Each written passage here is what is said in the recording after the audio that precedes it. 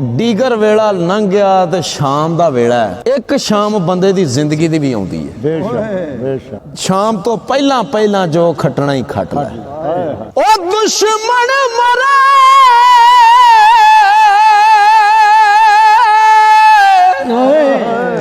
ਤੇ ਖੁਸ਼ੀ ਨਾ ਕਰੀਏ, ਸੱਜਣਾ ਵੀ ਮਰ ਜਾਣਾ। ओ डीगर ते दिन आया मुहम्मद, औड़क नू डुब जाना। ते लाए लाए पर ले कुड़िए, ओ जे तुद पांडा परना।